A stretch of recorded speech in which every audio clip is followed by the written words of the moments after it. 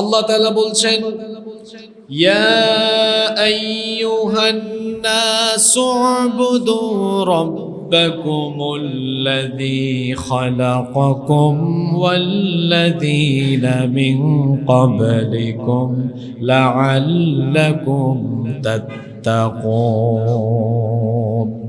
ইয়া আইয়ুহান নাস, হে মানব জাতি। আল্লাহ এখানে সম্বোধন করেছেন কাদেরকে? মানব জাতিকে। নাস, এখানে নাস বলে সকল মানুষকে আল্লাহ তাআলা সম্বোধন করলেন। কোরআনে কারীমে অনেক জায়গায় আল্লাহ তাআলা মুমিনদেরকে সম্বোধন করে বলেছেন, ইয়া আইয়ুহাল্লাযীনা আমানু, হে ঈমানদারেরা। কোথাও কোথাও আল্লাহ বলেছেন আইয়ুহাল কাফিরুন, হে কাফিরেরা। যেখানে আইয়ুহাল্লাযীনা আমানু বলেছেন সেখানে ঈমানদারদের ব্যাপারে আলোচনা করেছেন। যেখানে আইয়ুহাল কাফিরুন বলেছেন সেখানে কাফিরদের ব্যাপারে কথা বলেছেন।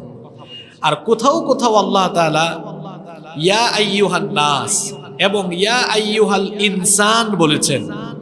কোরআনুল কারীমের যে সকল আয়াতে আল্লাহ নাস এবং ইনসান বলেছেন সেখানে আল্লাহ সকল ধর্ম বর্ণের সকল বৈচিত্র্যের মানুষকে আল্লাহ একসাথে সম্বোধন করেছেন। আগের আয়াতগুলোতে যে মোমেন, কাফির এবং মুনাফিকদের ব্যাপারে আল্লাহ পৃথক পৃথক আলোচনা করেছেন। এবার এসে 21 নম্বর আয়াতে আল্লাহ আবার সবাইকে সম্বোধন করে বলছেন, ইয়া আইয়ুহান নাস, হে মানব জাতি। এই কোরআন এটা সাম্প্রদায়িক কিতাব নয়, এটা শুধু মুসলমানদের জন্য নাজিল হয় নাই। আল্লাহ এই কোরআনের ব্যাপারে বলেছেন, হাদা বায়ানুল লিন্নাস হুদাল লিন্নাস, এটা হচ্ছে সকল মানুষের জন্য হিদায়াতের সুস্পষ্ট বর্ণনা। সুবহানাল্লাহ। তাহলে কোরআন কি সাম্প্রদায়িক না সার্বজনীন? এটা সবার জন্য নাজিল হয়েছে। তো আল্লাহ যেহেতু মানুষের জন্য নাজিল করেছেন, মানুষ বুঝার মতো করে নাজিল করেছেন না না বুঝার মতো করে নাজিল করেছেন? যেহেতু এটা আমাদের জন্য, পশু পাখির জন্য না, যেহেতু আল্লাহ আমাদের জন্য নাজিল করেছেন, তার মানে আমাদের বুঝার মতো করে আল্লাহ এটা দিয়েছেন। এজন্য আল্লাহ বলেছেন, ওয়ালাকাদ ইয়াসসারনাল কুরআনা লিযিকর, আমি সহজ করে এই কোরআন তোমাদের জন্য নাজিল করেছি। আমার দেশে এখন নতুন করে এক লোক কোথার থেকে যে বের হয়েছে, আমি বলি পুরান পাগলের ভাত নাই, নতুন পাগলের আমদানি হয়েছে। তাকে নাকি আমাদের আসিফ নজরুল সাহেবের শিল্পকলা একাডেমির মহাপরিচালক বানিয়েছে। আসিফ নজরুল সাহেবকে আমি বলবো, আমরা আপনাকে মনে করি আপনি অত্যন্ত সচেতন একজন ব্যক্তি, দেশপ্রেমিক একজন ব্যক্তি। ছাত্র জনতার অভ্যুত্থানের পরে সংখ্যাগরিষ্ঠ মুসলমানদের এই দেশে এরকম কোন পাগল ছাগল লোককে দেশের গুরুত্বপূর্ণ পদে পদায়ন করা হবে, এটা এদেশের ছাত্র জনতা, এদেশের কোন মানুষ বরদাস্ত করবে না। আপনারা শুনেছেন সে বলেছে যে এই কোরআন 1400 বছরের পুরানো। এটা আমি বুঝি না, আপনারা কিভাবে বুঝেন আমি জানি না। এটা তো আপনাদের বুঝার মতো কোনো বিষয় না। 1400 বছর আগে কিভাবে নাজিল হয়েছে, যিনি নাজিল করেছেন তিনি এটা বুঝবেন, আপনারা এটা বুঝবেন না। এরকম কথা বলছে কি বলে নাই? কি আপনারা শোনেন নাই? শুনছেন কিনা? যুবক ভাইয়েরা যারা ফেসবুক চালান, তার বক্তব্য সোশ্যাল মিডিয়াতে ভাইরাল হয়েছে, শুনছেন কিনা আপনারা? সে আরো বলেছে যে এই যুগে এসে পর্দা করার আর কি দরকার? তো এই যুগে পর্দা করার দরকার এই জন্যই, তোমার মতো কিছু লুচ্চা বদমাশ আছে যাদের কারণে আমাদের ছেলে, আমাদের মেয়েরা স্কুল কলেজে কিংবা বাহিরে নির্বিঘ্নে চলাফেরা করতে পারে না, এবং আমাদের মেয়েরা তাদের সম্মান ইসলাম রানীর মতো দিয়েছে বলেই তাদেরকে পর্দা করার কথা ইসলাম বলেছে। তো যে লোকটি এ ধরনের কথা বলেছে, এই সরকারকে নিয়ে কেন জানি আমার ইদানিং কালে বহু প্রশ্ন মনে জেগেছে। এ ধরনের লোকদেরকে পদায়ন করা হয়েছে। কিছুদিন আগে বিভিন্ন জায়গায় সেক্টরে এমন এমন লোকদেরকে পদায়ন করা হয়েছে যারা স্বৈরাচারের আমলে স্বৈরাচারদের দূষর ছিল। আর এদেশের মুসলমান, এদেশের মানুষ এরা বড় আবেগী জাতি। এটা আমি সব সময় বলি, বাঙালি বিবেকে নাচে না, আবেগে নাচে। এরা ভাবে পড়ে, আবেগ দেখায় আগে। স্বৈরাচারের আমলের কোন দূষরকে বাংলাদেশের মানুষ রাষ্ট্র পরিচালনার কোন সেক্টরে দেখতে চায় না। এদেশে রাষ্ট্র পরিচালনার জন্য অনেক যোগ্য আমানতদার মানুষ আছে। যদি আপনারা না দেখেন তাহলে এদেশের ছাত্র জনতাকে দেখার জন্য বলেন, দেখে দেখে বের করেন। এদেশে বহু দেশপ্রেমিক মানুষ আছে যাদের কাছে দেশের স্বাধীনতা আর সার্বভৌমত্ব অনেক গুরুত্বপূর্ণ। স্বাধীনতা সার্বভৌমত্বের জন্য যারা নিজেদেরকে বিলিয়ে দিতে জানে, এমন মানুষ বাংলাদেশে আছে না নাই? আসিফ নজরুল সাহেব সহ ইউনূস সাহেবের সরকারকে বলবো, এই লোকটাকে অচিরেই তার এই পদ থেকে বরখাস্ত করে সেখানে যোগ্য এবং সৎ কোনো ব্যক্তি, প্রকৃত জ্ঞানী কোনো ব্যক্তিকে সেখানে পদায়ন করা হোক। আমি বলছিলাম আল্লাহ কোরআনের কোন কোন জায়গায় নাস এবং ইনসান শব্দ দিয়েছেন। যেখানে আল্লাহ নাস এবং ইনসান দিয়েছেন সেখানে আল্লাহ নির্দিষ্ট কোন সম্প্রদায়কে সম্বোধন করেননি, বরং সকল মানুষকেই আল্লাহ কি করেছেন? সম্বোধন করেছেন। তাহলে এই আয়াতে আল্লাহ তাআলা মানুষকে সম্বোধন করেছেন। এই মানুষের ভেতরে সবাই আছে না নাই? সবাই আছে। এই মানুষকে সম্বোধন করে আল্লাহ কি বলছেন? উ'বুদু রাব্বাকুম, তোমরা ইবাদত করো তোমাদের রবের, ইবাদত করো। কি করো? মানুষকে সৃষ্টি করা হয়েছে কেন? কেন আমাদেরকে সৃষ্টি করা হলো? কেন আমাদেরকে পয়দা করা হলো? কোরআনুল কারীমের 51 নম্বর সূরা সূরাতুয যারিয়াতের 56 নম্বর আয়াতে রব্বুল আলামিন বলছেন, ওয়ামা খালাকতুল জিন্না ওয়াল ইনসা ইল্লা লিয়াবুদুন।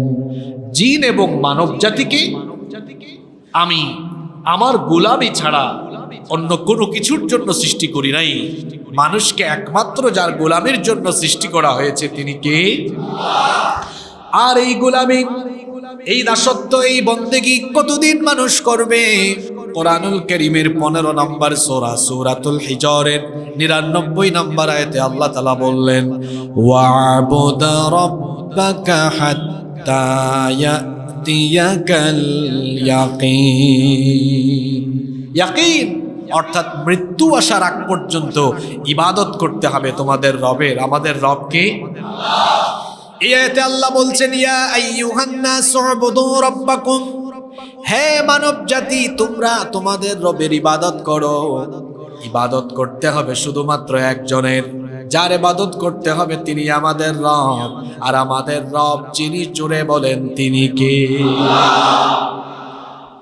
রবের ইবাদত করতে হবে। খেয়াল করুন, এখানে আল্লাহ উ'বুদু রাব্বাকুম না বলে বলতে পারতেন উ'বুদুল্লাহ, তোমরা আল্লাহর ইবাদত করো। অথবা আল্লাহর অনেকগুলো সিফাতি নাম আছে, খালিক, মালিক, রাজ্জাক, রহমান, রহিম, এ ধরনের 99টা নাম আছে না নাই?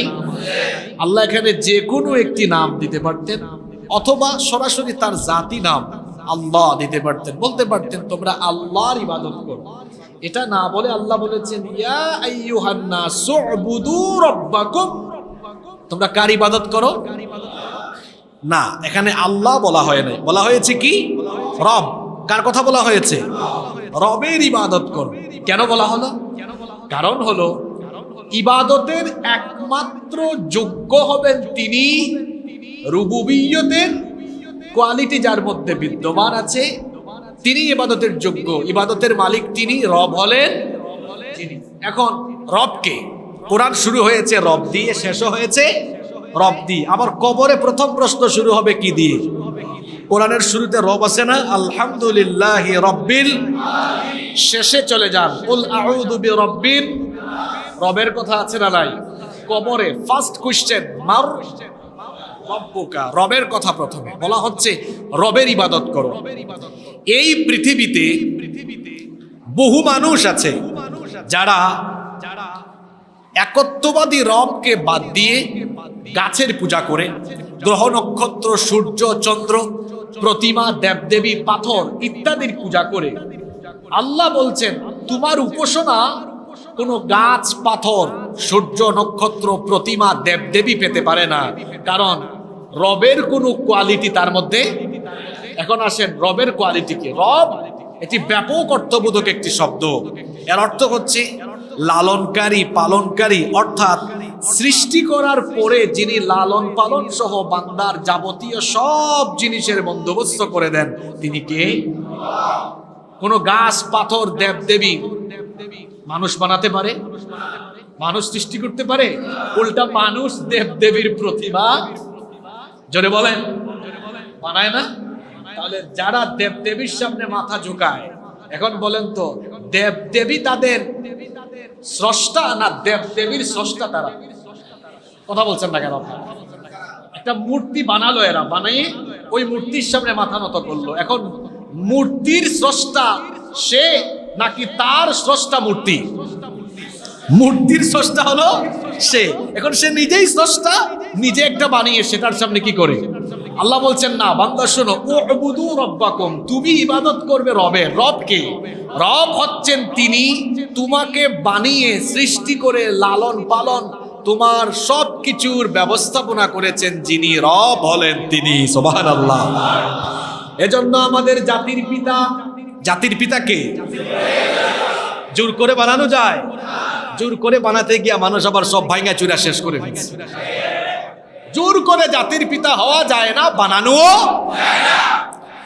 আমাদের জাতির পিতা আল্লাহর খলিল সাইয়্যিদিনা ইব্রাহিম আলাইহিস সালামের কওমের লোকেরা এরা মূর্তি বানাতো, মূর্তির পূজা করত। ইব্রাহিম আলাইহিস সালাম এবার তার মূর্তি পূজারী কওমকে বললেন, কেন তোমরা একত্ববাদী রবকে বাদ দিয়ে মূর্তিগুলোর পূজা করো? তিনি তার কওমের লোকদেরকে কি বললেন শোনেন। কোরআনুল কারীমের 26 নম্বর সূরা সূরাতুশ শুআরা এর 75 নম্বর আয়াত থেকে আল্লাহ বলছেন, ইব্রাহিম আলাইহিস সালাম তার মূর্তি পূজারী কওমকে বলেছিলেন, ক্বালা আফারাআইতুম মা কুনতুম তা'বুদুন আনতুম ওয়া আবাউকুমুল আকদামুন ফাইন্নাহুম আদুউন লি ইল্লা রাব্বাল আলামিন। তিনি বললেন, তোমরা এবং তোমাদের অতীতের পূর্বপুরুষেরা যাদের ইবাদত করছো, যাদের পূজা করছো, তোমরা কি তাদের ব্যাপারে ভেবে দেখেছো? এরা তো সামান্য মূর্তি, এদেরকে তোমরাই বানিয়েছ। এরা তো কখনো তোমাদের ইবাদত পেতে পারে না, বরং এরা আমার শত্রু। আমার ইবাদতের যোগ্য হলে সবকিছুর রব, যিনি আমার ইবাদতের মালিক হলেন তিনি। এবার তিনি তার মূর্তি পূজারী কওমের সামনে রবের পরিচয় তুলে দিলেন। শুনেন রব কাকে বলে। ইব্রাহিম আলাইহিস সালাম আমাদের জাতির পিতা, তার মূর্তি পূজারী কওমকে রবের পরিচয় দিলেন, আল্লাযী খালাকানি ফাহুয়া ইয়াহদিন। রব হলেন তিনি যিনি সৃষ্টি করেছেন, সৃষ্টি করার পরে যিনি আবার পথ দেখিয়েছেন, তিনি হলেন রব। ওয়াল্লাযী হুয়া ইউতঈমুনি ওয়া ইয়াসকিন। রব হলেন তিনি যিনি আমাকে খাওয়ান, আমাকে পান করান, খাবার আর পানীয়ের ব্যবস্থা করেন কে? রব হলেন তিনি। ওয়া ইযা মারিদতু ফাহুয়া ইয়াশফিন। যখন আমি অসুস্থ হই তখন তিনি আমাকে সুস্থতা দান করেন, রোগাক্রান্ত হলে পরে শিফা দেন কে? রব হলেন তিনি। ওয়াল্লাযী ইউমীতুনি সুম্মা ইউহয়ীন। যিনি আমার মৃত্যু ঘটাবেন এবং মৃত্যুর পরে আবার আমাদেরকে জীবিত করবেন কে? রব হলেন তিনি। রবের পরিচয় তিনি দিলেন, ওয়াল্লাযী আতমাউ আন ইয়াগফিরানি খাতীআতি ইয়াউমাদ্দিন। রব হলেন তিনি বিচার দিবসে আমি আশা রাখি আমাকে মাফ করে দিবেন যিনি। সুবহানাল্লাহ। রবের পরিচয় দেওয়া হলো। মানুষ, এই মানুষকে আল্লাহ বলছেন, ইয়া আইয়ুহান নাস, হে মানুষ, উবুদু রাব্বাকুম, তুমি মূর্তি নয়, গাছ নয়, পাথর নয়, রবের ইবাদত করো। রবকে? রব হলেন তিনি, তোমাকে সৃষ্টি করেন, তোমার লালন পালন হেফাজত আর সবকিছুর বন্দোবস্ত করেছেন যিনি, রব হলেন তিনি। এই আয়াতে আল্লাহ এর পরের অংশে রবের পরিচয় দিলেন যে রবের গোলামি তুমি করবে, যে রবের ইবাদত তুমি করবে। বান্দারে শোনো, সেই রবের পরিচয় হলো, যারা পারেন আমার সঙ্গে পড়েন, আল্লাযী খালাকাকুম ওয়াল্লাযীনা মিন ক্বাবলিকুম লাআল্লাকুম তাত্তাকুন। সেই রবের ইবাদত করো যিনি তোমাদেরকে এবং তোমাদের পূর্ববর্তীদেরকে সৃষ্টি করেছে। সুবহানাল্লাহ। তাহলে কোন মূর্তি, গাছ, পাথর, প্রতিমা, দেবদেবী এরা কি মানুষ বানাতে, মানুষ সৃষ্টি করতে পারে? তাহলে রুবুবিয়্যাতের এক নাম্বার কোয়ালিটি হলো রব হলেন তিনি, মানুষকে বানিয়েছেন, মানুষ সহ সবকিছু সৃষ্টি করেছেন যিনি। সুবহানাল্লাহ। আমাদেরকে সৃষ্টি করেছেন কে? আল্লাহ বলছেন, হে মানুষ, যিনি তোমাকে সৃষ্টি করেছেন সেই রবের ইবাদত করো। হে ইনসান, তুমি তো একটা সময় কিছুই ছিলে না, তোমার তো অস্তিত্ব ছিল না। ইনসানদের নামে আল্লাহ একটা সূরা দিয়েছেন, এই সূরার সিরিয়াল নাম্বার হলো ৭৬। সূরার নাম হলো সূরাতুল ইনসান। এই সূরার শুরুতে আল্লাহ ইনসান সম্পর্কে বলেছেন, হাল আতা আলাল ইনসানি হিনুম মিনাদ দাহরি লাম ইয়াকুন শাইআম মাযকুরা। তোমাদের জীবনে কি এমন একটি সময় ছিল না যখন তোমরা উল্লেখ করার মতো কিছুই ছিলে না? তোমাদের নাম ঠিকানা ছিল না, ঘর বাড়ি ছিল না, অস্তিত্ব পর্যন্ত ছিল না। আমি তোমাদেরকে কিভাবে বানালাম শোনো, কিভাবে আমি তোমাদেরকে এবং তোমাদের পূর্ববর্তীদেরকে সৃষ্টি করেছি শোনো। কোরআনুল কারীমের ৪৯ নম্বর সূরা সূরাতুল হুজুরাতের ১৩ নম্বর আয়াতে আল্লাহ তাআলা বলছেন, ইয়া আইয়ুহান নাসু ইন্না খালাকনাকুম মিন যাকারিন ওয়া উনসা ওয়া জাআলনাকুম শুউবান ওয়া ক্বাবাইলা লিতাআরাফু ইলা আখিরিল আয়াহ। আল্লাহ তাআলা বলছেন, ইয়া আইয়ুহান নাস, হে মানব জাতি, ইন্না খালাকনাকুম, নিশ্চয়ই আমি তোমাদেরকে সৃষ্টি করেছি, মিন যাকারিন, একজন পুরুষ থেকে। সেই একজন পুরুষের নাম হলো বাবা আদম আলাইহিস সালাম। ওয়া উনসা, এবং একজন নারী থেকে, সেই নারী হলেন আমাদের মা সাইয়্যিদাতুনা হাওয়া আলাইহাস সালাম। আল্লাহ বলছেন, এই একজন পুরুষ আর একজন নারী, এদের মাধ্যমে জগৎ সংসারের বিস্তৃতি ঘটিয়ে, এরপরে এই নারী পুরুষ উভয়ের মাধ্যমে আমি এই পৃথিবীতে বিভিন্ন বংশ, বিভিন্ন জাতি গোত্রের মাধ্যমে তোমাদেরকে ছড়িয়ে দিয়েছি। আমি নারী পুরুষের মিলনের মাধ্যমে তোমাদেরকে পরবর্তীতে পয়দা করেছি।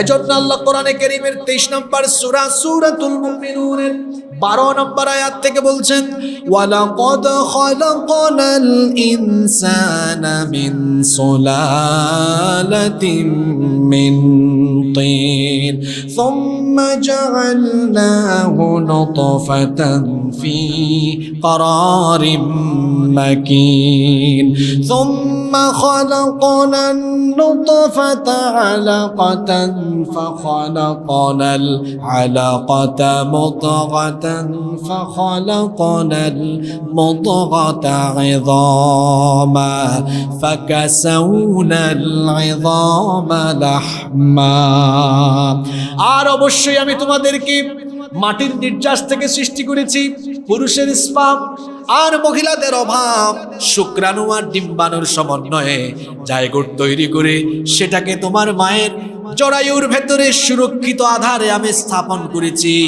এরপরে সেই নাপাক পানি ফুটাকে আমি জমাট বাঁধা রক্তে পরিণত করেছি। অতঃপর সেই জমাট বাঁধা রক্তকে গোশতপিণ্ড বানিয়েছি।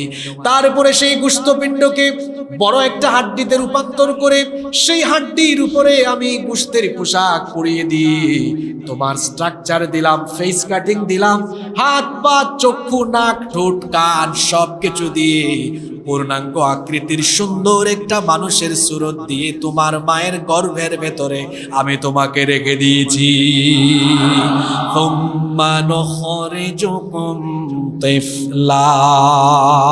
এরপরে নির্দিষ্ট সময়ের পরে ছোট্ট বাচ্চার সাইজে তোমার মায়ের পেটের ভেতর থেকে আমি আল্লাহ বের করে তোমাকে দুনিয়ার আলো বাতাস দেখিয়েছি। সুবহানাল্লাহ। আল্লাহ বলছেন এইভাবে করে আমি তোমাদেরকে এবং তোমাদের আদি উৎস আদম হাওয়া তোমাদেরকে এবং তোমাদের পূর্ববর্তীকে আমি সৃষ্টি করেছি। সুতরাং যে রব তোমাদেরকে এবং তোমাদের পূর্ববর্তীদেরকে সৃষ্টি করেছেন সেই রবের ইবাদত করো। এজন্য আল্লাহ এই আয়াতে বলেছেন, ইয়া আইয়ুহান নাসু উবুদু রাব্বাকুমুল্লাযী খালাকাকুম ওয়াল্লাযীনা মিন ক্বাবলিকুম লাআল্লাকুম তাত্তাকুন। হে মানব জাতি, তোমরা গাছপালা, সূর্য, গ্রহ, নক্ষত্র, পাথর, প্রতিভা নয়, তোমাদের রবের ইবাদত করো। কোন রব? আল্লাযী খালাকাকুম, যিনি তোমাদেরকে, ওয়াল্লাযীনা মিন ক্বাবলিকুম, এবং তোমাদের পূর্ববর্তীদেরকেও সৃষ্টি করেছেন। সুবহানাল্লাহ। এই পৃথিবীতে আমার এই বক্তব্য অমুসলিম যত ভাই বোনেরা শুনবেন, আমি তাদেরকে তাদের বিবেককে কাজে লাগানোর, উপলব্ধি করার অনুরোধ করব। দেখেন, আপনি তো ইবাদত করতে পারেন একমাত্র তার। এক নম্বরে আপনাকে যিনি বানিয়েছেন তার ইবাদত আপনি করতে পারেন। আপনি এমন কারো ইবাদত করতে পারেন না যে আপনার স্রষ্টা নয়, যে আপনাকে বানায়নি, বরং উল্টো পৃথিবীতে বহু মানুষ আছেন নিজে বানিয়ে ওটার ইবাদত করে। ইন্না লিল্লাহি ওয়া ইন্না ইলাইহি রাজিউন। এই আয়াত যদি কোনো মানুষ বুঝে তাহলে তার অন্তর খুলে যাবে, গুমরাহির পর্দা উন্মোচিত হয়ে ঈমানের পথে সে চলে আসতে পারবে ইনশাআল্লাহ। এক নম্বরে আল্লাহ বললেন রবের পরিচয়, তিনি তোমাদেরকে এবং তোমাদের পূর্ববর্তীদেরকে সৃষ্টি করেছেন। এর পরবর্তী আয়াতে অর্থাৎ 22 নম্বর আয়াতে আল্লাহ রবের পরিচয় কন্টিনিউ করলেন, রবের পরিচয় আরো সুন্দরভাবে তুলে ধরলেন। আল্লাহ তাআলা বললেন, তোমাদের রব হলেন তিনি, যার ইবাদতের কথা বলা হচ্ছে সেই রব হলেন তিনি। الذي جعل لكم الأرض فراشا والسماء بناء, যিনি জমিনকে তোমাদের জন্য বিছানার মতো করে বিছিয়ে দিয়েছেন। আল্লাযী জাআলা লাকুমুল আরদা ফিরাশা, যিনি জমিনকে তোমাদের জন্য বিছানার মতো করে বিছিয়ে দিয়েছেন। এই কথার অর্থ কি? জমিনটা কি বিছানার মতো সমতল? বিছানা যেরকম সমতল, জমিনটাও কি সেরকম সমতল?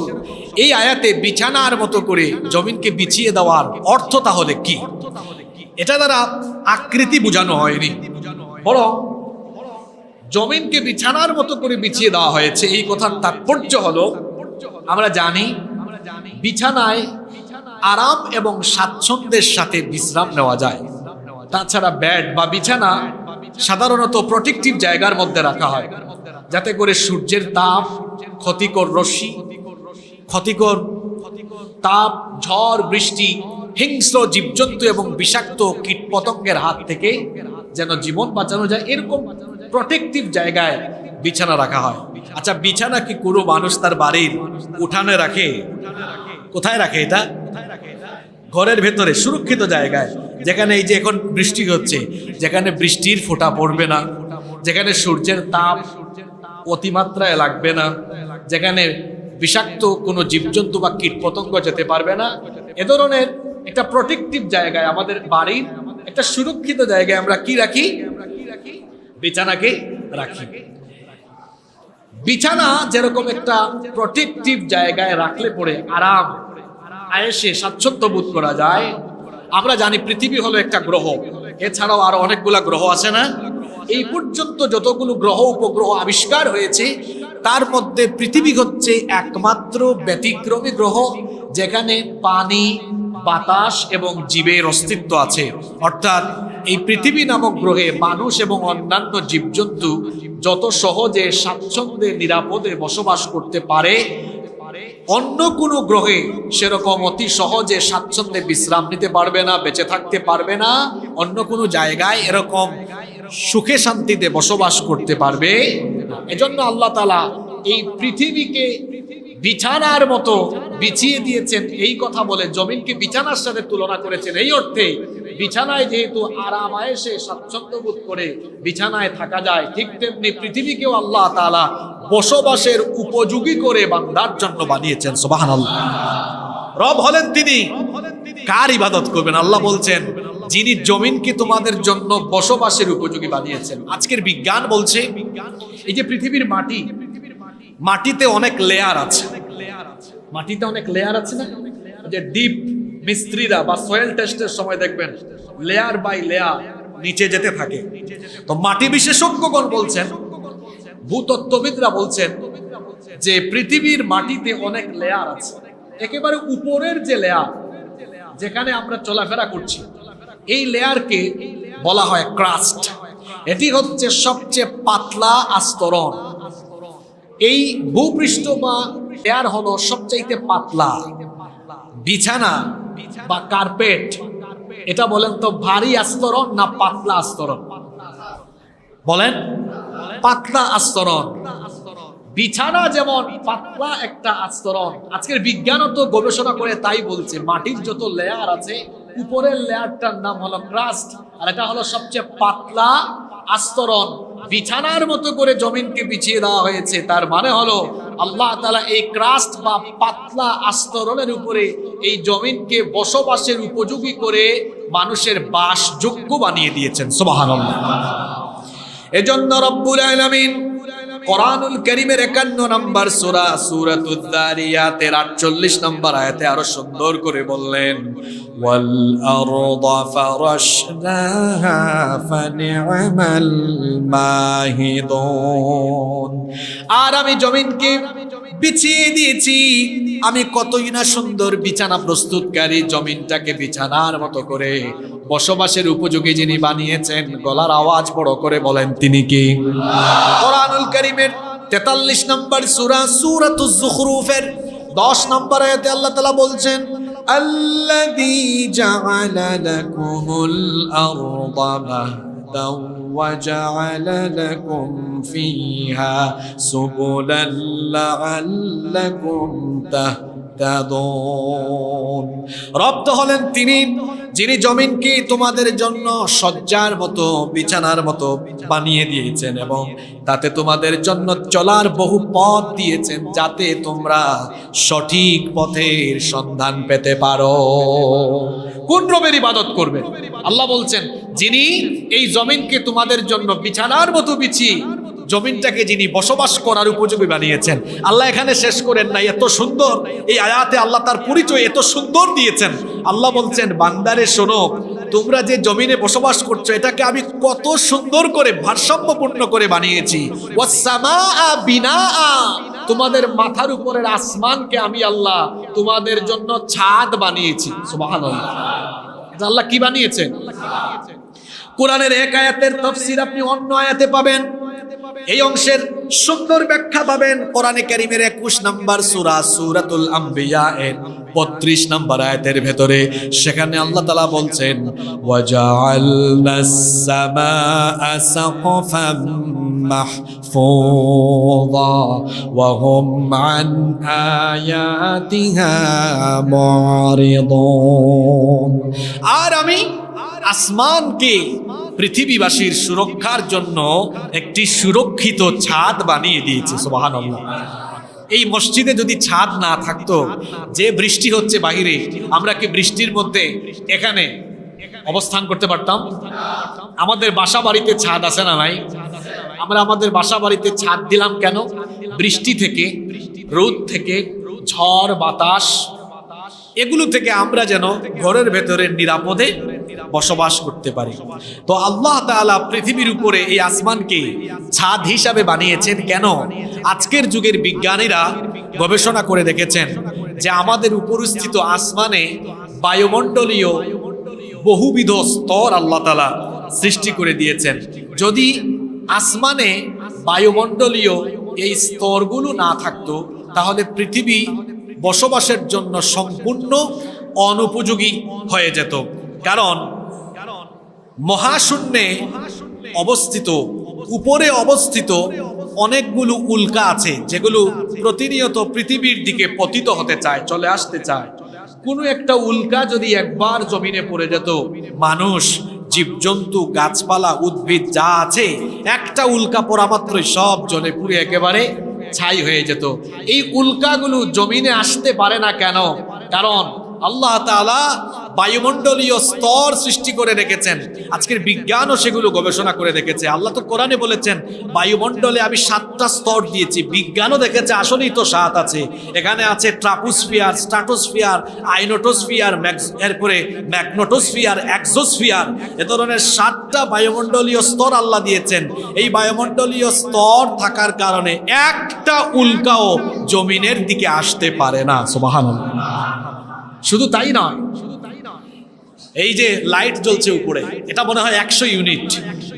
এই 100 ইউনিট লাইট দিয়ে আমাদের 150-200 স্কোয়ার ফিটের একটা রুম আলোকিত হয়। পৃথিবীর আয়তন বিজ্ঞানীদের বাপ দাদারাও জানে না। জানে না কি? গোটা পৃথিবীকে আলোকিত করে কয়টা লাইট? সেটা হলো সানলাইট, সূর্যের আলো। চিন্তা করেন তো, হ্যাঁ, আপনার 100 ইউনিটের লাইট দিয়ে কি এই 12 কোয়ার্টার এরিয়াকে আলোকিত করা যাবে? তো সর্বোচ্চ 500-600 স্কোয়ার ফিট হলেও হতে পারে। কিন্তু গোটা পৃথিবীর অজানা আয়তনকে একটা সূর্য আলোকিত করে, তার নাম সূর্য। আর এই সূর্যকে যে টেম্পারেচার দেওয়া হয়েছে, বিজ্ঞানীরা গবেষণা করে বলেছেন সূর্যকে আল্লাহ তাআলা 1,40,00,000 সেন্টিগ্রেড তাপমাত্রা দিয়েছেন। সুবহানাল্লাহ, এত আসতে বললেন? 1,24,00,000 1,24,00,000 সেন্টিগ্রেড তাপমাত্রা। কিন্তু গতকাল ছিল 34 ডিগ্রি। কিন্তু সূর্যের কাছে আছে কত বলেন না? 1,24,00,000। তাইলে মাত্র 34 ডিগ্রিতে আমাদের অবস্থা ভালো না খারাপ? পুরাটা আসলে কি হইতো আপনাদের? 1,24,00,000 সেন্টিগ্রেডের হিটিংটা তাও আসতে সময় নেয় 8 মিনিট 10 সেকেন্ড। তাও ডিরেক্টলি আসতে পারে না। ডিরেক্ট আসতে তো কাম সারা, সব শেষ হয়ে যাইতো, মাথার চান্দি ফেটে যাইতো। এটা যেন ডিরেক্টলি আসতে না পারে, আল্লাহ কি করেছেন? এই যে আল্লাহ বলছেন, আমি তো তোমাদের উপরে আসমানকে সুরক্ষিত ছাদ বানিয়েছি, এটা ডিরেক্ট আসতে পারে না। ওখানে আল্লাহ বায়ুমণ্ডলীয় স্তর সৃষ্টি করে, আমি যদি আরো সহজ ভাষায় বোঝাতে চাই, ফিল্টার আল্লাহ স্থাপন করেছেন। সেখানে ওই ফিল্টারগুলোতে আলো এসে বাধাপ্রাপ্ত হয়, বাধাপ্রাপ্ত হয়ে ফিল্টারগুলোতে পিউরিফাইং হয়, পিউরিফাইং হয়ে হয়ে হয়ে হয়ে হয়ে হয়ে হয়ে হয়ে 7টা স্টেপে এগুলো পিউরিফাইং হয়ে হয়ে যতটুকু হলে মানুষ বাঁচবে, পৃথিবী সুন্দর থাকবে, ততটুকু আলো আল্লাহ এই পৃথিবীতে পাঠিয়ে দেন। সুবহানাল্লাহ। এই কথা আল্লাহ বলছেন। তুমি কোন মূর্তির সামনে মাথা নত করো, কোন গাছের আর পাথরের পূজা করো?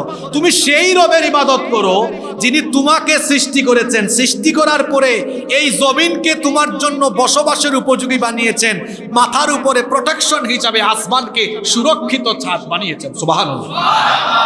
আল্লাহ রবের পরিচয় দিচ্ছেন। এরপরে বলছেন, বান্দা পৃথিবীতে আসার পরে জনগণের মতো যে তুমি খাও, সকাল থেকে রাত ঘুমানোর আগ পর্যন্ত খাও আর খাও। তুমি তো তার ইবাদত করবে যিনি তোমাকে খাওয়ান। আমাদেরকে সহ পৃথিবীর সমস্ত প্রাণী জীবজন্তুর খাবার দাবারের বন্দোবস্ত, রিজিকের ব্যবস্থা করেন কয়জন? জোরে বলেন, কয়জন? তিনি কে? আল্লাহ বলছেন, পাথর নয়, সূর্য, গাছ আর প্রতিমা, মূর্তি নয়, এরা তোমাদের খাবার দাবারের ব্যবস্থা করে না, বরং উল্টা তোমরা মাঝে মাঝে তাদের সামনে খাবার নিয়ে যাও। ঠিক না? খাবার নিয়ে যায়, খাইতেও পারে না, খাবার নিয়ে যায়, খাইতেও পারে না। এমনকি আপনি যদি কোনো খাবার তার মুখের মধ্যে লাগায়া দেন, একটু চেটে চুটেও খাইতে পারবে? এই ক্ষমতা তার আছে নাকি?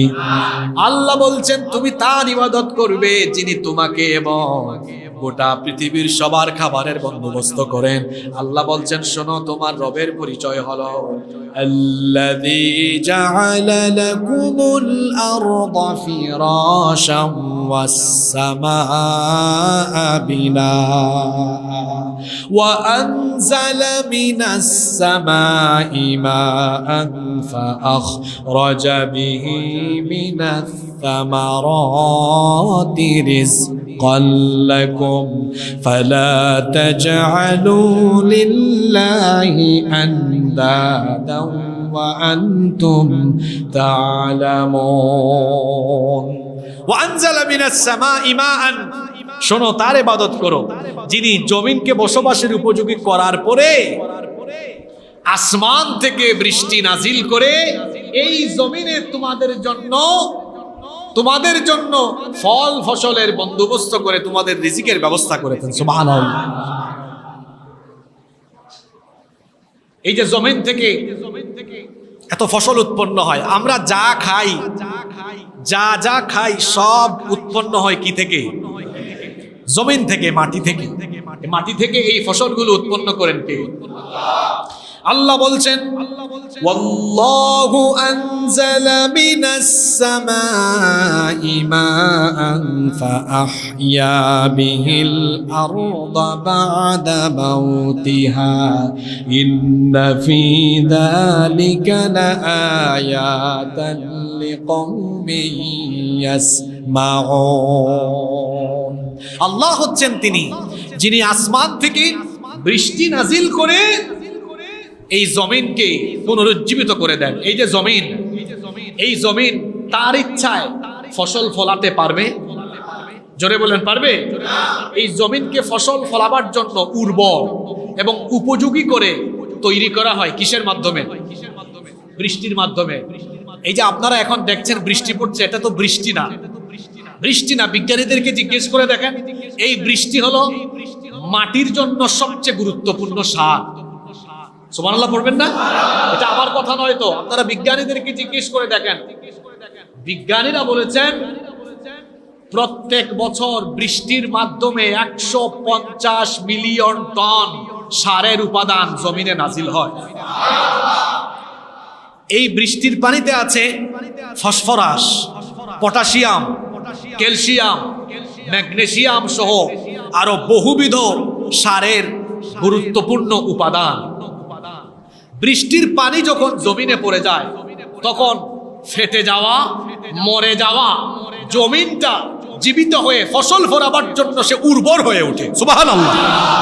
এটাকে বৃষ্টির পানির মাধ্যমে ফসল ফলাবার উপযুক্ত বানিয়ে দেন কে?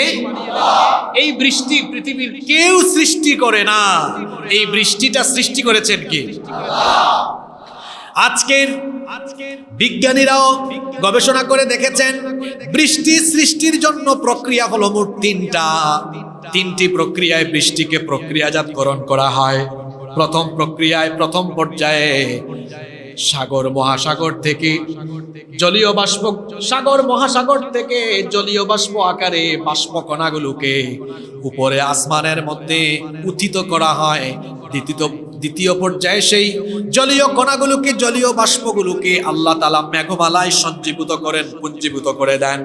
এরপরে মেঘমালায় পুঞ্জীভূত করে তৃতীয় পর্যায়ে বাতাসের মাধ্যমে মেঘে ঘর্ষণ ঘটিয়ে ফল্লু ধারায় জমিনে বৃষ্টি যিনি নাজিল করেন তিনি কে? বিজ্ঞান যেটা গবেষণা করে বিংশ শতাব্দীতে পেয়েছে, 1500 বছর আগে কোরআনুল কারীমের 30 নম্বর সূরা রুমের 48 নম্বর আয়াতে আল্লাহ বৃষ্টি সৃষ্টির এই তিনটা প্রক্রিয়া কত সুন্দর করে বর্ণনা করলেন। শুনেন, আল্লাহ তাআলা বলছেন আল্লাহুল্লাযী ইউরসিলুর রিয়াহা ফাতুসিরু সাহাবান ফায়াবসুতুহু ফিস সামাই কাইফা ইয়াশা ويجعله كسفا فترى الودق يخرج من خلاله فإذا أصاب به من يشاء من عباده إذا هم يستبشرون। আল্লাহ তাআলা বলছেন, আল্লাহ হচ্ছেন তিনি যিনি বাতাস পাঠান, বাতাস মেঘমালাগুলোকে ধাওয়া করে অতঃপর তিনি মেঘমালাকে যেভাবে ইচ্ছা করেন আকাশে ছড়িয়ে দেন, খণ্ড বিখণ্ড করে দেন। এরপরে তুমি দেখতে পাও এই মেঘ থেকে বারিধারা নির্গত হয়। আর আল্লাহ তাআলা যে সকল এলাকার বান্দাদের জন্য ইচ্ছা করেন অবিরাম ধারায় তিনি তাদের জন্য বৃষ্টি বর্ষণ করেন। এখন বলেন বৃষ্টি প্রক্রিয়াজাত করার জন্য প্রথমে যে সাগর মহাসাগর থেকে পানি উঠানো হয়েছিল, আপনারা তো সাগর এলাকার মানুষ, সাগরের পানি লুনা না মিঠা? জোরে বলেন, লুনা। আল্লাহ বলছেন বান্দারে, লুনা পানিকে আমি বাতাসের মাধ্যমে বাষ্প করে উঠালাম, উঠানোর উপরে আমি আবার প্রক্রিয়াজাত করে আসমান থেকে বৃষ্টি দিলাম। আল্লাহ এবার আপনাকে প্রশ্ন করছেন, আআনতুম আনজালতুমুহু মিনাল মুজনি আম নাহনুল মুনজিলুন। আকাশের ওই কালো মেঘ থেকে জমিনের মধ্যে বৃষ্টি তোমরা বর্ষণ করো নাকি আমি আল্লাহ বর্ষণ করি? আসমানের ওই কালো মেঘ থেকে অবিরাম ধারায় যিনি বৃষ্টি বর্ষণ করেন তিনি কি? সে আল্লাহ এবার বলছেন, বৃষ্টিটাকে প্রক্রিয়াজাত করার জন্য উঠানোর সময় সাগর মহাসাগর থেকে আমি যে বাষ্পকণা উঠালাম সেটা তো ছিল লবণাক্ত, সেটা ছিল লুনা। জানতো এই বৃষ্টির পানি একটা বালতিতে নেন, নেওয়ার পরে পান করে দেখেন, জিহ্বায় লাগাইয়া দেখেন এটা লুনা না মিঠা? জোরে বলেন। আল্লাহ এবার আপনাকে প্রশ্ন করছেন, লাউ জাআলাহু নাশাউ জাআলনাহু উজাজান ফালাউলা তাশকুরুন। আমি যদি চাইতাম তাহলে তো লুনা লবণাক্ত পানিটা আমি নাজিল করতে পারতাম বৃষ্টির মাধ্যমে। আমি তো লবণাক্তটা দেই নাই, মিঠা পানিটা দিয়েছি। কেন? কারণ লবণাক্ত পানি যদি দেই তোমাদের ধানের ক্ষেত হবে না, না খায়া মরবা, চাল পাওয়া যাবে না। যদি আমি লবণাক্ত পানিটা বৃষ্টির মাধ্যমে বর্ষণ করতাম, গাছপালা মরে যেত, গাছপালা বাঁচতো না। যদি লবণাক্ত পানি দিতাম তোমাদের গমের ক্ষেত নষ্ট হতো, জবের ক্ষেত নষ্ট হতো, সবজির ক্ষেত নষ্ট হয়ে যেত, আমার বান্দারা না খেয়ে মরে যেত। আমার বান্দারা যেন খাবার দাবার খেয়ে দুনিয়াতে সুন্দরভাবে বিচরণ করতে পারে, এজন্য আমি আল্লাহ বৃষ্টির পানিটাকে প্রক্রিয়াজাতকরণ করে আমি আল্লাহ পাঠানোর সময়, বৃষ্টি বর্ষণ করার সময় মিঠা পানি জমিনে বর্ষণ করেছি। আল্লাহ বলছেন, বান্দারে তুমি খাও, কিন্তু কেন শুকরিয়া করো না? খাও, কিন্তু খাওয়ার পরে আমার শুকরিয়া করো। তুমি পড়ো আলহামদুলিল্লাহি রাব্বিল আলামিন। এখানেও রবের কথা আছে না নাই? আলহামদুলিল্লাহি রাব্বিল। কিন্তু মানুষ খায়, বাম হাত দিয়া মারে, বাম হাত দিয়া খায়, এরপরে খাওয়ার সময় বিসমিল্লাহ পড়ে না, শয়তানের মুডে শয়তানের মতো খায়। এমন মানুষ আছে না? আল্লাহ বলছেন, খা, এটা খাওয়ার জন্যই তো দিয়েছি, কিন্তু খাওয়ার পরে আমি খাওয়াইলাম, তাহলে ইবাদত পাওয়ার যোগ্য কে? তো আমি খাওয়াই, তুই তো ইবাদত করিস, তুই তো ইবাদত করিস আরেকজনের বান্দারে, এটা হতে পারে না। তোকে আমি যে আল্লাহ খাওয়ালাম সে আল্লাহর তুমি ইবাদত করো। কারণ আমি আল্লাহ তাআলা এভাবে বৃষ্টি বর্ষণ করে জমিনটাকে ফসল ফলাবার উপর উপযোগী বানালাম। ফসল ফলাবার পরে এই জমিন থেকে এবার কি হলো শোনো। আল্লাহ তাআলা কোরআনে কারীমের 36 নম্বর সূরা, সূরা ইয়াসিনের 33 নম্বর আয়াত থেকে কি বলছেন শুনেন।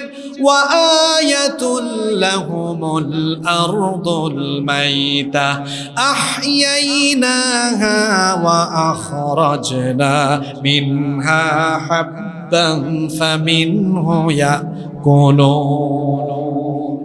তোমাদের জন্য মরা জমিন হলো আমাকে চেনার একটা নিদর্শন। এই জমিন ছিল প্রচন্ড খরায়, প্রচন্ড রোদের তাপে ফাটা ফেটে যাওয়া জমিন। এই অনুর্বর ফেটে যাওয়া জমিনটাকে বৃষ্টি নাজিল করে যিনি জীবিত এবং ফসল ফলাবার উপযোগী করে দিলেন তিনি কি? আল্লাহ বলছেন, এটাকে আমি উর্বর করে দিলাম।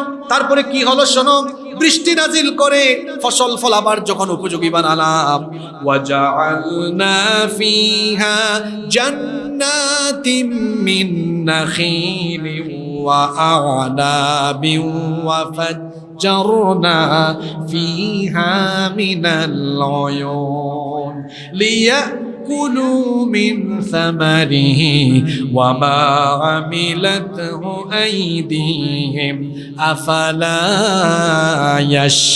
ইয়াশকুরুন। আল্লাহ বলছেন, জমিন যখন বৃষ্টির মাধ্যমে উর্বর হয়ে গেল, সেখানের মধ্যে এবার আঙ্গুরের বাগান হলো, খেজুরের বাগান হলো, বহু ধরনের ফল ফলাদি উৎপন্ন হলো। বান্দারে এখন বলো, বৃষ্টির পানির মাধ্যমে জমিন থেকে যে ফসলগুলো উৎপন্ন হলো, এগুলো কি তোমরা তোমাদের হাতে তৈরি করেছো নাকি আমি আল্লাহ তৈরি করেছি? এগুলো যিনি বানিয়েছেন তিনি কি? একই বৃষ্টির পানি দিয়ে ফসল হচ্ছে। আপনারা কি ধানের ক্ষেতে কোনোদিন গম হইতে দেখেছেন? আম গাছে জাম হতে দেখেছেন? কাঁঠাল গাছে তাল হতে দেখেছেন? গাছগুলো কাছাকাছি, একই সূর্যের আলো, একই মাটির ফসফরাস, একই বৃষ্টির পানি বা সেচ দিয়ে চাষাবাদ হচ্ছে। এক গাছে আরেক গাছের ফল আসে না। এক সবজিতে, এক সবজির চাষে, সবজির গাছে আরেক সবজি কোনোদিন ধরে? জোরে বলেন, ধরে? এত সুন্দর ব্যবস্থাপনা, এত সুন্দর পরিচালন ব্যবস্থা কার? জোরে বলেন, কার? আল্লাহ বলছেন এত সুন্দর পরিচালনা ব্যবস্থা যার, এত সুন্দর করে পরিচালন ব্যবস্থা করছেন যিনি, তোমাদের রব হলেন তিনি। সেই রবের সাথে কাউকে শরীক করো না। এবার এই আয়াতের শেষে, আজকের আয়াত যেটা নিয়ে আলোচনা হচ্ছে, আয়াতের শেষে আল্লাহ এবার বলছেন, ফালা তাজআলু লিল্লাহি আনদাদা ওয়া আনতুম তা'লামুন। সুতরাং জেনে বুঝে সে আল্লাহর সাথে কাউকে শরীক করো না, সমকক্ষ সাব্যস্ত করো, সে আল্লাহর ইবাদত করো। কার? সেই রব। দেখেন কি সুন্দর পরিচয় দেওয়া হলো। এক, যিনি তোমাদেরকে এবং তোমাদের পূর্ববর্তীদেরকে সৃষ্টি করেছেন। দুই, যিনি তোমাদের জন্য জমিনটাকে বসবাসের উপযোগী বানিয়েছেন। তিন, যিনি আসমানকে তোমাদের জন্য সুরক্ষিত ছাদ বানিয়েছেন। চার, যিনি আসমান থেকে বৃষ্টি নাজিল করে, যিনি তোমাদের জন্য ফসল উৎপন্নের ব্যবস্থা করেছেন। যেহেতু এটা গুরুত্বপূর্ণ কথা, কথাগুলো আবার রিপিট করছি, তারপরে প্রশ্নের উত্তর দিবেন। দেখেন, রব হওয়ার জন্য যে কোয়ালিটি লাগে, এখানে 4টা কোয়ালিটির কথা আল্লাহ বলেছেন। আল্লাহ বলছেন তোমাদেরকে আমি বানিয়েছি। 2 নম্বরে, জমিনটাকে তোমাদের জন্য বসবাসের উপযোগী বানিয়েছি। 3 নম্বরে, আসমানকে তোমাদের জন্য সুরক্ষিত ছাদ বানিয়েছি। 4 নম্বরে, জমিন থেকে তোমাদের জন্য রিজিকের ব্যবস্থা করেছি। এবার বলেন তো দেখি, এই 4টা কাজ দুনিয়ার কোনো মূর্তি পারে নাকি? কোনো পাথর পারে নাকি? গাছ পারে নাকি? দেবদেবী পারে নাকি? এই 4টা কাজ, 4টা কোয়ালিটি একমাত্র আছে যার, তিনি কে? সে আল্লাহ বলছেন এই 4টা কোয়ালিটি থাকবে যার, ইবাদত হবে তার। ও দুনিয়ার মানুষেরা, সুতরাং এই 4টা কোয়ালিটি যার মধ্যে থাকবে না, সে কখনো ইবাদতের যোগ্য হতে পারে? এই 4টা কোয়ালিটি আছে যার, ইবাদতের যোগ্যতা আছে তার, ইবাদত পাওয়ার যোগ্যতা আছে তার। এই 4টা কোয়ালিটি একমাত্র আছে আমাদের মালিকের, আমাদের রবের। জুড়ে বলেন তো তিনি কে? সেই আল্লাহ এবার বলছেন, ও দুনিয়ার মানুষরা, সুতরাং তোমাদের উচিত হলো সেই আল্লাহর ইবাদত করা, তার সঙ্গে কাউকে সমকক্ষ শরীক না করা। কোরআনুল কারীমের 4 নম্বর সূরা সূরাতুন নিসায়ের 36 নম্বর আয়াতে আল্লাহ বলছেন, ওয়া'বুদুল্লাহা ওয়া লা তুশরিকু বিহি শাইআ। এক আল্লাহর ইবাদত করো, তার সাথে কাউকে শরীক করো না।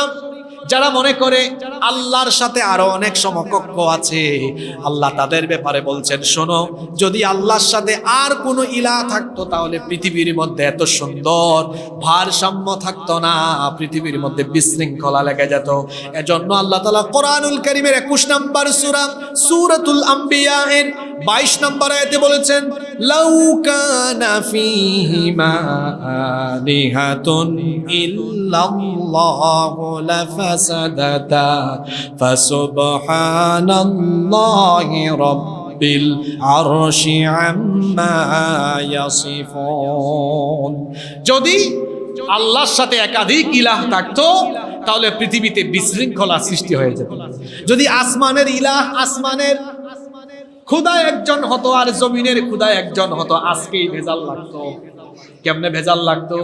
দেখেন, আজকে অনেকের জন্য বৃষ্টি না হইলে ভালো হইতো। এখন মনে করেন যাদের জন্য বৃষ্টি না হইলে ভালো হইতো, তারা যদি জমিনের আরেক খুদা থাকতো তার ইবাদত করতো, জমিনের খুদা এদের উপর খুশি হইয়া বলতো, আসমানের খুদা আজকে তুমি বৃষ্টি দিও।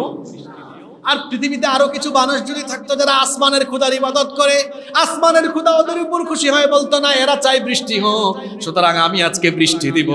এক খোদা বলে বৃষ্টি লাগবে না, আর এক খোদা বলে বৃষ্টি লাগবে। এরকম যদি আসমানের খোদা একজন, জমিনের খোদা হয়তো আর একজন, ভেজাল আছে না নাই?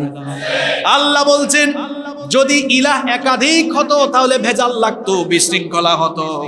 আল্লাহ তাআলা কোরআনে কারীমের 23 নম্বর সূরা সূরা মুমিনুনের 91 নম্বর আয়াতে বলছেন মাত্তাখাযাল্লাহু মিন ওয়ালাদিন ওয়া মা কানা মাআহু মিন ইলাহিন ইযাল লাযাহাবা কুল্লু ইলাহিন বিমা খালাকা ওয়া লা আলা বা'দুহুম আলা বা'দ সুবহানাল্লাহি আম্মা ইয়াসিফুন। আল্লাহ তাআলা বলছেন তিনি কাউকে সন্তান হিসাবে গ্রহণ করেন নাই। খ্রিস্টানরা বলে ঈসা হচ্ছেন আল্লাহর ছেলে, আবার ইহুদিরা বলে উযাইর হচ্ছেন আল্লাহর ছেলে। আল্লাহ বলছেন না, আমার কোনো সন্তানাদি নাই, লাম ইয়ালিদ ওয়া লাম ইউলাদ। তাকে কেউ জন্ম দেয়নি, তিনিও কাউকে জন্ম দেননি, তার সাথে কোনো অংশীদারিত্ব নাই, কোনো ইলাহ নাই। যদি থাকতো প্রত্যেকে তার নিজ নিজ সৃষ্টি নিয়ে আলাদা হয়ে যেত, তখন জমিনের মধ্যে বিশৃঙ্খলা লেগে যেত। সুতরাং জমিনের দিকে তাকাও, আসমানের দিকে তাকাও, দেখো এত সুন্দর ভারসাম্য, সুন্দর ব্যবস্থাপনা। কারণ সব কিছুকে নিয়ন্ত্রণ করেন কয়জন? একজন নিয়ন্ত্রণ করেন বলে সুন্দর ভারসাম্য আছে, ব্যবস্থাপনা সুন্দর, শৃঙ্খলা আছে। যদি একের জায়গায় দুই হইতো বিশৃঙ্খলা লেগে যেত। আল্লাহ বলছেন সেজন্য একত্ববাদী রব যিনি, তার সঙ্গে কাউকে শরীক করো না। আল্লাহ তাআলা বলছেন সেই আল্লাহ, সেই একত্ববাদী রবের একমাত্র তুমি ইবাদত করো। আল্লাহকে বাদ দিয়ে যারা অন্য কারো ইবাদত করে, আল্লাহ তাদের ব্যাপারে বলছেন কোরআনুল কারীমের 22 নম্বর সূরা সূরাতুল হাজের 73 নম্বর আয়াত থেকে আল্লাহ বলছেন ইন্নাল্লাযীনা তাদউনা মিন দুনিল্লাহি লা ইয়াখলুকু যুবাবান ওয়া লাউ ইজতামাউ লাহু ওয়া ইন ইয়াসলুবহুমুদ যুবাবু শাইআন লা ইয়াস্তানকিযুহু মিনহু দুফাত الطالب والمطلوب। আল্লাহ বলছেন নিশ্চয়ই তোমরা যারা আল্লাহর পরিবর্তে অন্য কাউকে ডাকো, অন্য কারো ইবাদত করো, তারা তো সবাই মিলে একটা মাছি পর্যন্ত সৃষ্টি করতে পারবে না। এমনকি আল্লাহ বলছেন মাছি সৃষ্টি করা তো দূরের কথা, যদি এদের সামনে থেকে কেউ যদি কিছু ছিনিয়ে নিয়ে যায়, একটা মাছিকেও তারা সরাইয়া দিতে পারবে, সেগুলো তারা উদ্ধারও করতে পারবে না। এই যে পৃথিবীতে বহু মানুষ আছে মূর্তির সামনে, গাছের সামনে, এমনকি পাথরের সামনে মাথা ঝুঁকায়। গাছের পূজারী, মূর্তি পূজারী, পাথর পূজারী আছে। আল্লাহ বলছেন এরা সবাই মিলে তো, গাছ, পাথর, প্রতিমা সবাই মিলে মাছিও সৃষ্টি করার কোনো ক্ষমতা রাখে। এমনকি এদের সামনে খাবার থাকলে কেউ যদি নিয়ে নেয়, সেগুলোও তারা উদ্ধার করতে পারবে। ওই যে ইব্রাহিম আলাইহিস সালাম, ইব্রাহিম আলাইহিস সালামের সময় যখন মূর্তিগুলোকে ভেঙে ফেলা হয়েছিল, ইব্রাহিম আলাইহিস সালামকে ডেকে আনা হলো, বলা হলো তুমি মনে হয় কাজটা করেছো। তিনি বললেন আমাকে কেন জিজ্ঞেস করো, যার কাঁধের মধ্যে কুড়াল আছে তাকে জিজ্ঞেস করো। তারা তখন বলেছিল তুমি তো ভালো করেই জানো এটা কোনো কথা বলতে পারে। ইব্রাহিম আলাইহিস সালাম আমাদের জাতির পিতা, তখন তাদেরকে বলেছিলেন আফাতাবুদুনা মিন দুনিল্লাহি মা লা ইয়ানফাউকুম শাইআন ওয়া লা ইয়াদুররুকুম উফিল লাকুমা ওয়া লিমা তা'বুদুনা মিন দুনিল্লাহি আফালা তাকিলুন।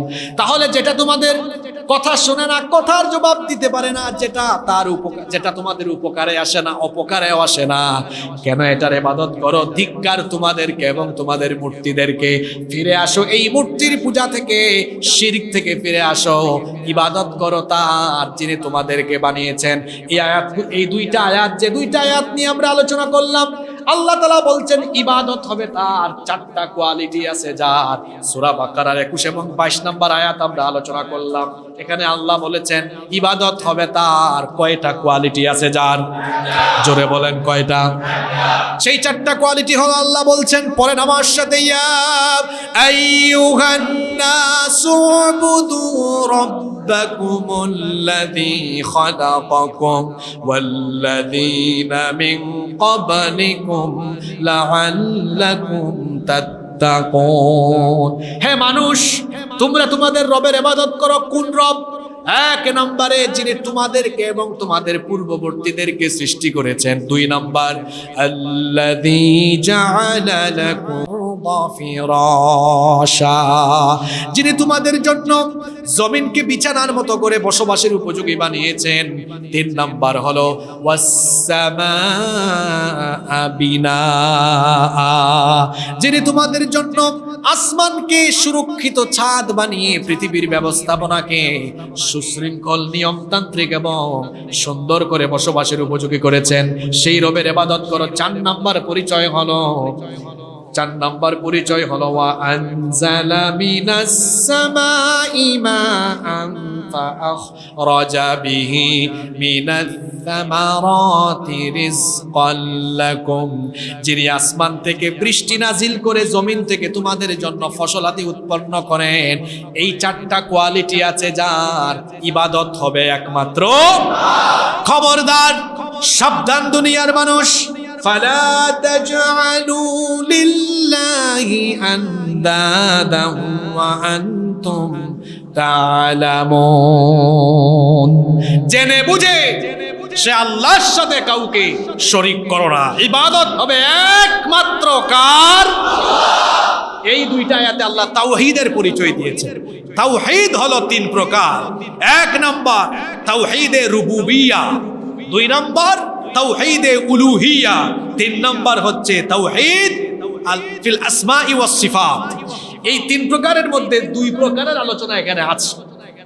রুবুবিয়্যত এবং উলুহিয়্যতের কথা এখানে আছে, মানে রবের পরিচয় আছে, আবার যিনি ইবাদত পাবেন, ইবাদতের যোগ্য ইলাহের মাবুদের পরিচয় এখানে আছে না নাই?